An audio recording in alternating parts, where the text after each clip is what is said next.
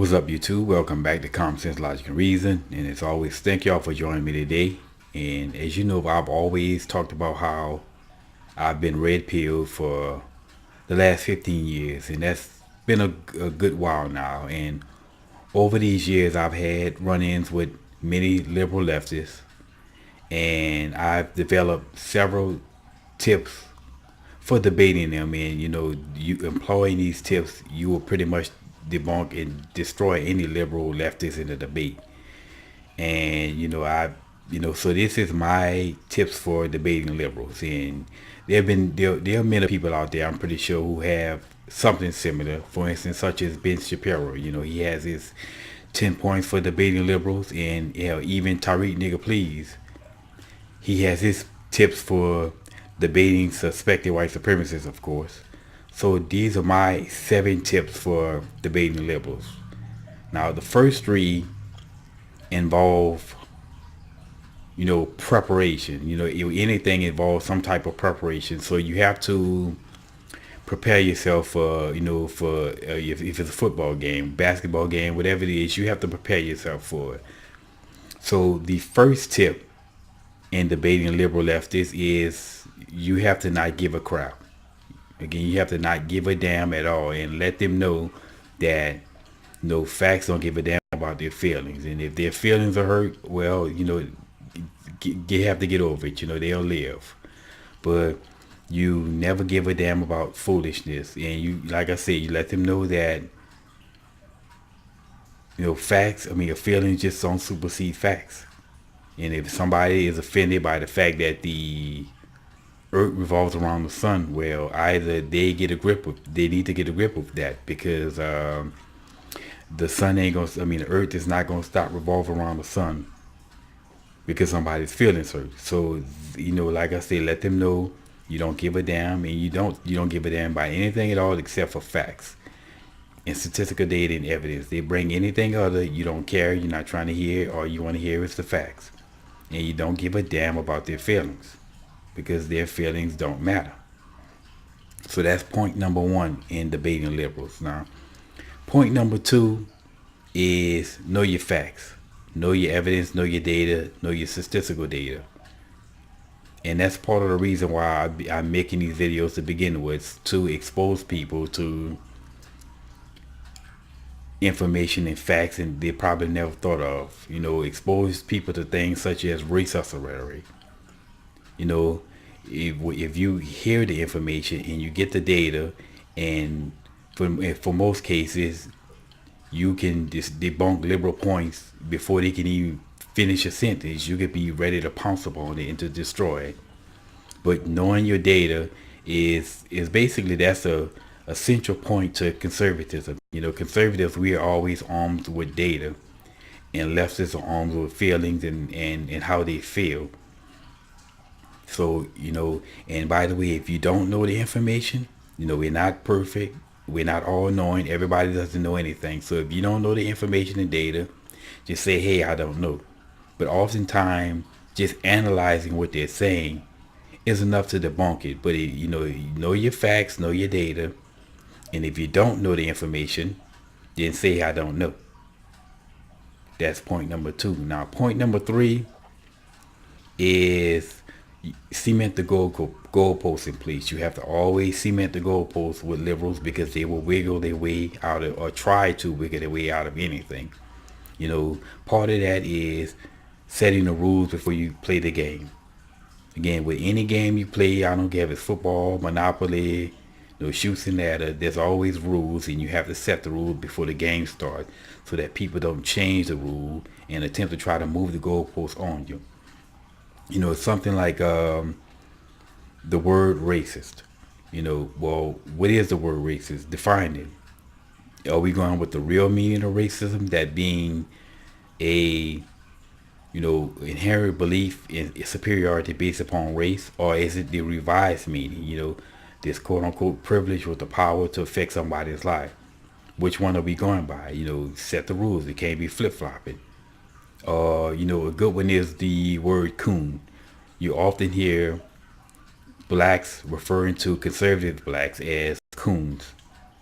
But Can anyone define it? And I haven't heard anyone actually define a word, other than with the exception of Tariq Nasheed. He says that a coon is a black person who regurgitates white supremacist rhetoric, which end up being facts. So if you quote facts, statistical data, and you're a black person, where you're a coon. Well, what do you call a black person who regurgitates black inferiorities rhetoric? A coon. They're just the real coons. And if a coon is going to be a black person who's harming other blacks and keeping other blacks down, and quote unquote helping the white supremacists, well, they're the coons that's keeping black people crying and focus on crying as opposed to focus on progressing. So they're the real coons. But you always have to set the rules before you start the game, so that you don't leave any wiggle room for liberals, because they love to wiggle. Now, this is the rest of the other 4 steps is when you get to the debate. Once you get into the debate, these are the 4 following steps. Now, number 4, always ask them to prove how they're being held back, or show how systematic white supremacy or whatever it is holding them back. It doesn't matter if it's blacks, feminists, whatever. You ask, they cry about something, get them to tell you exactly what is it that they want to do, what are their goals in life, what are the steps they have to take to get there, and exactly how they're being prevented from achieving those steps. And we always, as I always say, we always focus on their individual oppression. We don't want to hear any group collective oppression. We don't want to hear black folks crying about, all black folks or what happened to black people in the 1960s or 80 years ago. We want to hear about what's going on with you to now, today, in 2018, or whatever year this is that you're watching this. Get them to explain how they're being held back by whatever they're crying about. Again, you never let any group collective oppression, because they will run to that. They should have no problem explaining how they are individually being held back if there's all this group collective oppression going on. But you, like I say, keep the point on them all the time. So when they bring forth a rhetorical point, then you always bring that back to them in regards to how they're being held back. So if you hear some black person cry about racial profiling, well, how is racial profiling holding you back from achieving your goals in life? They cry about slavery. Slavery is stopping you from achieving your goals in life in 2018. How? Your redlining is stopping you from achieving your goals in life in 2018. How? You always keep bringing it and reflecting it back to how they are being held back in today, not, in the past. We don't want to hear about what happened to their grandmother, in the 1950s, 1960s. We want to hear about you today. So you always ask them to show how they are being oppressed individually. That's point number 4. Number 5 is you always keep on the topic. Liberal leftists, as I've always, like I said, they always rely on emotion, and because they don't have very little fact, they have to rely on other tactics. Well, one of these tactics is to jump from subject to subject. They'll bring up a subject, a point, some rhetoric, you destroy it. They'll run to another point, you destroy that. They'll run to another point, you destroy that. They would just jump around like the damn house of pain. So you never let them jump around on you. You keep on topic. For instance, one minute you can have one of these race hustlers crying about police brutality, right? You destroy that. Next thing you know, they'll be crying about racial profiling. You destroy that, they'll be crying about redlining.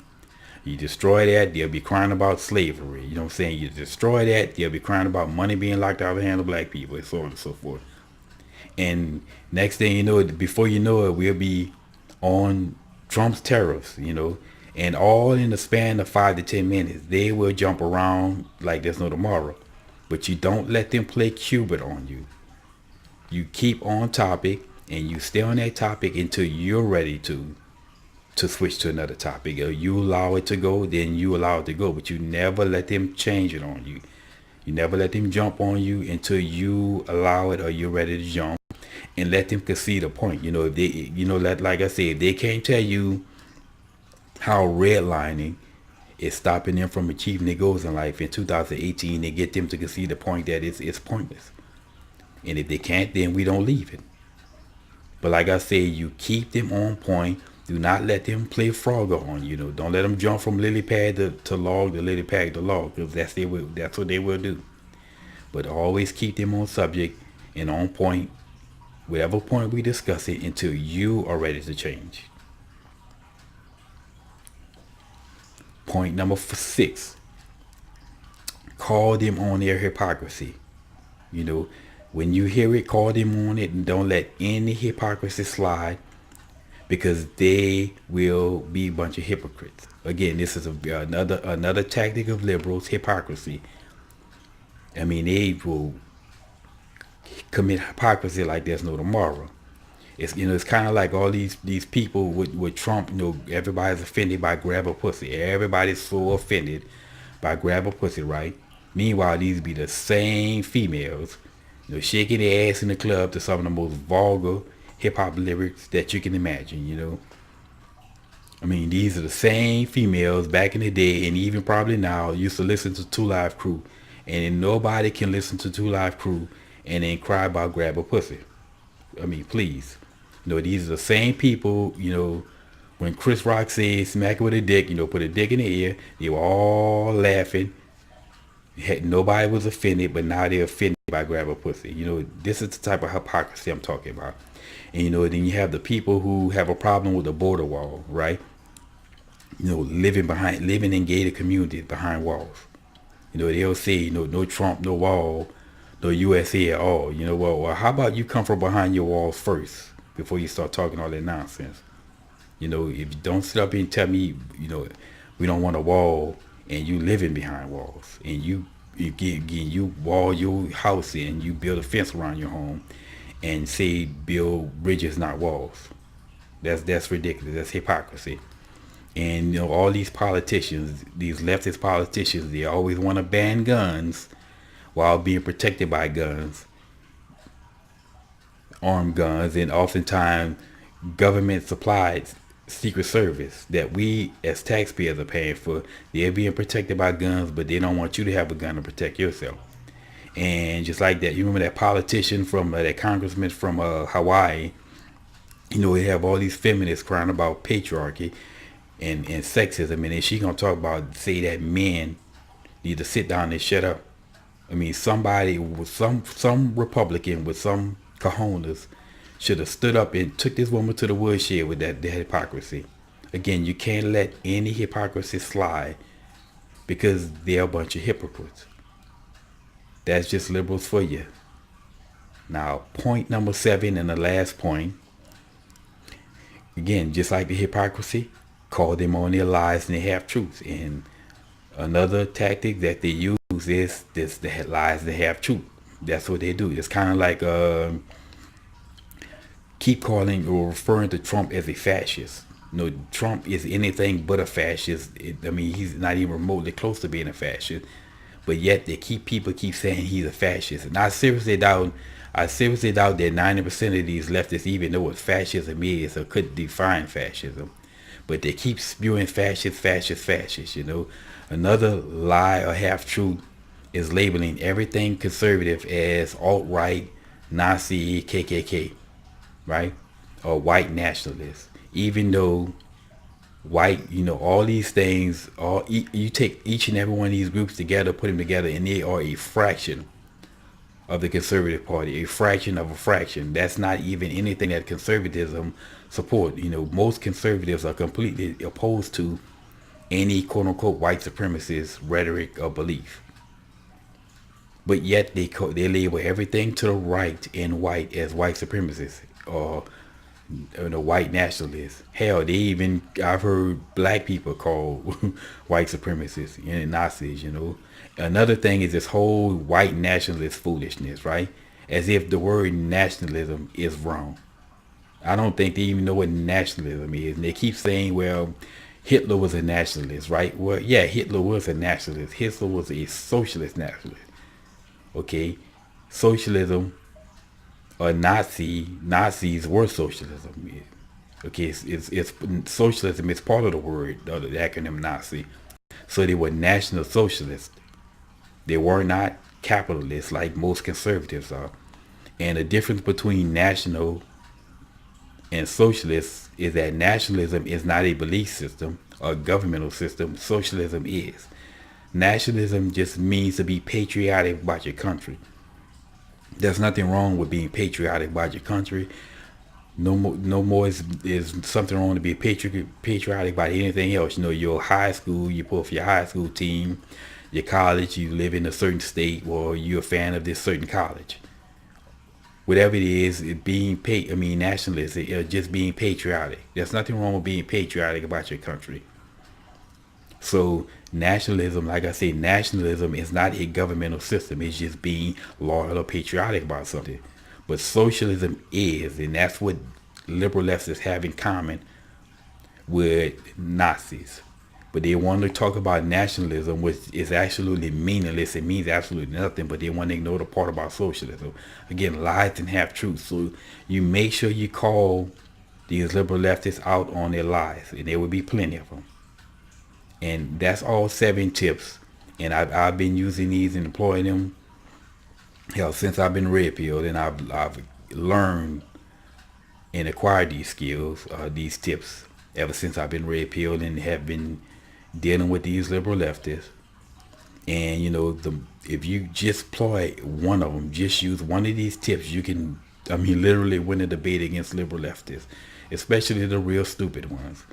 But the more you use, the better. And if you employ all of these tips, I can guarantee you, you will win a debate against liberal leftists. No doubt about it.